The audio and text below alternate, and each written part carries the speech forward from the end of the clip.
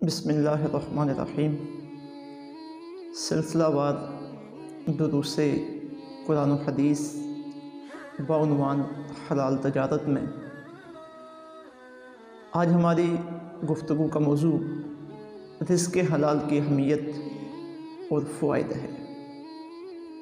دین اسلام نے انسانیت کا جو تزکیہ کیا ہے، انسانوں کو جو پاک کیا ہے اور ان کے معاملات زندگی کو ترقی عطا کی ہے، اس کا ایک اہم پہلو یہ ہے کہ دین نے انسانوں کے لیے صرف انہی چیزوں کا کھانا اور استعمال کرنا جائز رکھا ہے جو ہر اعتبار سے انسان کے لیے فائدہ مند ہیں۔ بے شمار کھانے پینے کی چیزیں ایسی ہیں کہ ظاہراً دیکھنے میں تو بہت خوبصورت لگتی ہیں، لیکن جسم انسانی پر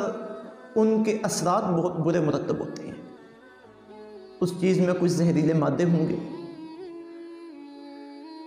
کوئی اس طرح کی چیزیں اس میں ہوں گی جو انسان کے اوپر نشہ طاری، انسان کی ذات میں نشہ طاری کر دیں، انسان میں تکبر پیدا کر دیں۔ اور پھر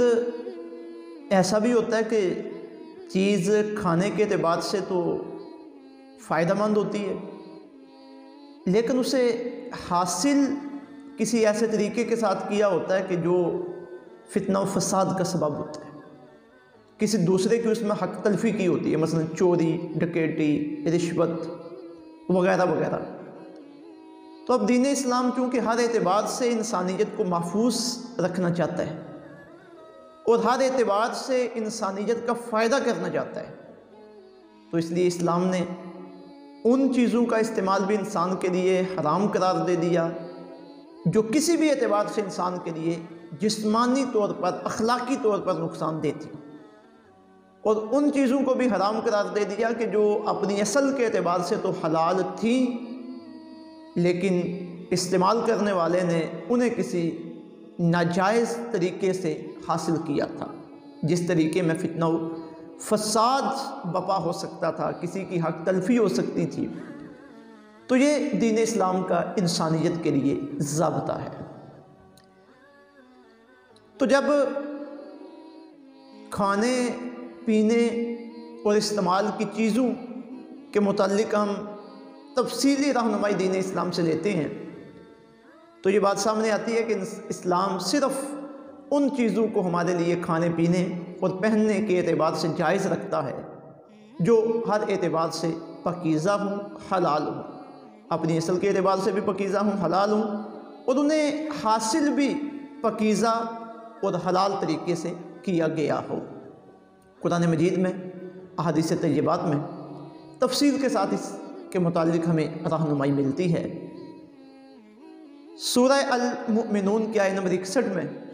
اللہ تعالیٰ کا انبیاء کرام علیہ السلام سے ارشاد گرامی ہے، اور پھر ان کے وسیلے سے قیامت تک آنے والی نسل انسانی کے لیے یہ بات ہے، اور انبیاء کو بطور خاص اس لیے رکھا گیا کہ انبیاء امتیوں کے لیے، انسانوں کے لیے نمونہ ہوتے ہیں، اور انسانوں نے نبیوں کے طریقے کے مطابق چلنا ہوتا ہے۔ ارشاد باری تعالیٰ ہے، یا ایھا الرسل،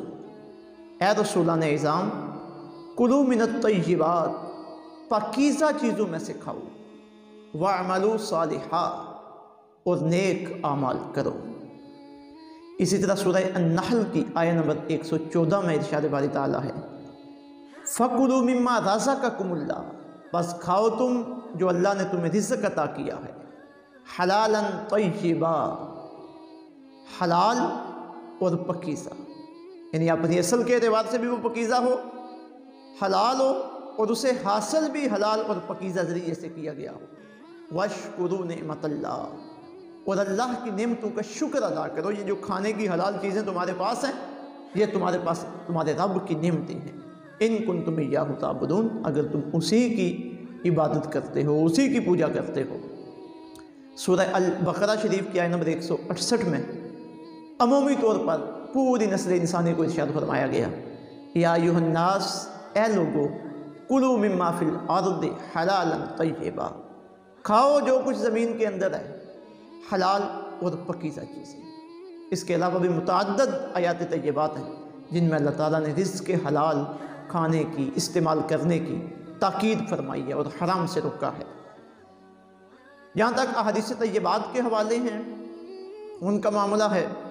تو اس سلسلے میں ایک اہم حدیث مبارکہ صحیح بخاری، صحیح مسلم اور دیگر کئی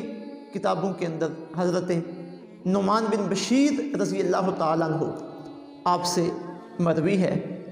حضور رحمت دو عالم صلی اللہ علیہ وسلم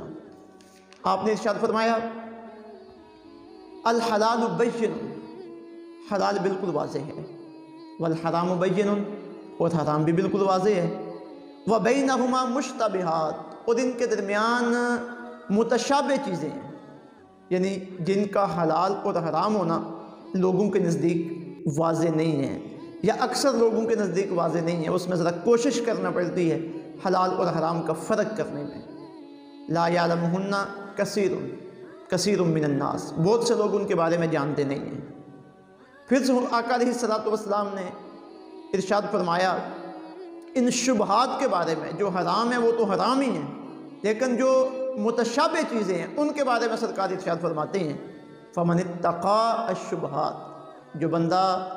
متشابہ چیزوں سے بچ گیا، استبرأ لدینہ وعرضہ،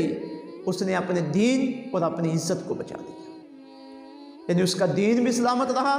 اس کا اعزاز اور مقام و مرتبہ بھی سلامت رہا کہ یہ حلال کھانے والا ہے، حرام اور متشابہ چیزوں سے بھی بچنے والا ہے۔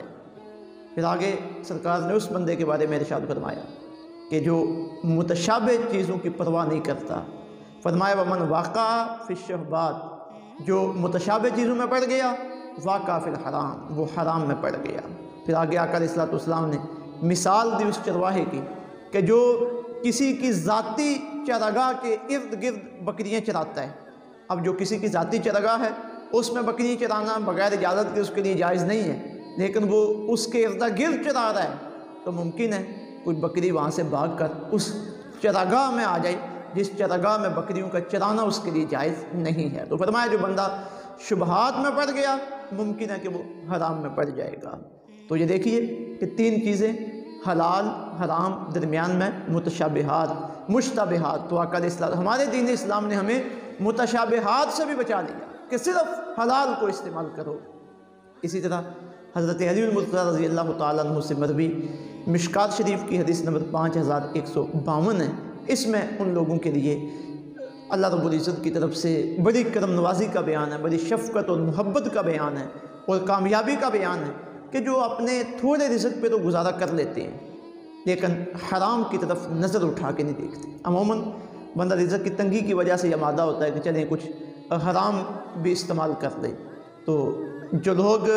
اس تنگی کو جو اللہ رب العزت کی طرف سے ان کے لیے مقدر ہے، محنت کرتے ہیں، کوشش کرتے ہیں، لیکن جتنا ان کے پاس آتا ہے وہ استعمال کر لیتے ہیں، لیکن حرام کی طرف نگاہ اٹھا کے نہیں دیکھتے، اس سے بچے رہتے ہیں، ان کے بارے میں آقا علیہ السلام ارشاد فرماتے ہیں من رضی من اللہ بالیسیر من الرزق، جو اللہ تعالیٰ کی طرف سے کم رزق پر اللہ سے راضی ہو جائے، رزق اس کے پاس کم ہے، مشقت ہے اسے اور پریشانیوں کا سامنا بھی کرنا پڑتا ہے، لیکن وہ پھر بھی حرام کی طرف نہیں جاتا بلکہ اپنے تھوڑے رزق حلال پہ گزارا کرتا ہے۔ تو حضور ارشاد فرماتے ہیں جو بندہ اللہ کی طرف سے ملنے والے تھوڑے رزق پر اللہ سے راضی ہو جائے، فرمایا رضی اللہ عنہ بالقلیل من العمل، تو اللہ تعالیٰ عبادات میں سے اس کے تھوڑے عمل پر اسے راضی ہو جاتے ہیں، یعنی جو فرائض کے علاوہ دیگر عبادات ہیں وہ اس کے نامہ اعمال میں کم ہی کیوں نہ ہوں، اللہ اس پہ راضی ہو جاتا ہے، اس وجہ سے کہ یہ میرا بندہ میری طرف سے عطا کردہ قلیل رزق پہ میرے ساتھ راضی رہا تھا اور میں اس کی قلیل عبادت پہ اس کے ساتھ راضی ہوں۔ حضرت لقمان حکیم رحمۃ اللہ تعالی علیہ، آپ کا ایک بڑا اہم ارشاد ہے، آپ کی نصیحت ہے، آپ فرماتے ہیں کہ اپنے آپ کو حرام اور مشتبہ لقمے سے بچائے رکھو، کیونکہ حرام لقمہ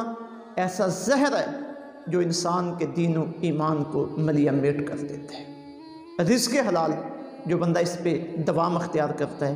اس پہ ہمیشگی اختیار کرتا ہے، اس کے لیے محنت کرتا ہے، کوشش کرتا ہے، اور چاہے اس کے پاس کم حلال رزق ہو تب بھی وہ صبر اور شکر کرتا ہے، اللہ پہ توکل کر کے رہتا ہے، تو اللہ کی بڑی کرم نوازیاں اس بندے کے شامل حال ہوتی ہیں۔ ایک تو اس کی دعائیں قبول ہوتی ہیں، دوسرا اس کے دل کو سکون مہیا ہوتا ہے، تیسرا اس کی اس تھوڑی روزی میں ہی اللہ تعالیٰ کی طرف سے بے شمار برکت پیدا کر دی جاتی ہے، اور چوتھا دنیا اور آخرت میں اسے اللہ تعالیٰ کی رضا نصیب ہوتی ہے اور جنت اس کا استقبال کرنے کے لیے تیار ہے۔ تو ہم جس بھی شعبہ زندگی میں موجود ہیں، جو بھی ہمارا کاروبار ہے، ذاتی تجارت کر رہے ہیں، کہیں پہ ملازمت کر رہے ہیں، کھیتی باڑی کر رہے ہیں، جو بھی کام کر رہے ہیں، ہماری سب سے پہلی کوشش وہاں یہ ہونی چاہیے کہ جو بھی ہم کمائی کریں، محنت کریں، مشقت کریں، وہ حلال ذریعے سے ہو، حلال روزی، حلال چیزیں خود بھی کھائیں، اپنے اہل خانہ کو بھی کھلائیں، اپنے بچوں کو بھی کھلائیں، اور اپنے حلال مال سے اللہ تعالیٰ کی بات کرنے صدقہ و خیرات کریں۔ یہی اس دنیا میں کامیابی کا سبب ہے، اللہ کی رحمت کا سبب ہے، برکت کا سبب ہے، اور آخرت میں مغفرت و بخشش اور جنت میں داخلے کا سبب ہے۔ اللہ تعالیٰ کرم نوازی فرمائے اور ہمیں حلال کھانے کی توفیق عطا فرمائے، حرام سے بچائے رکھے۔ وما علینا الا البلاغ۔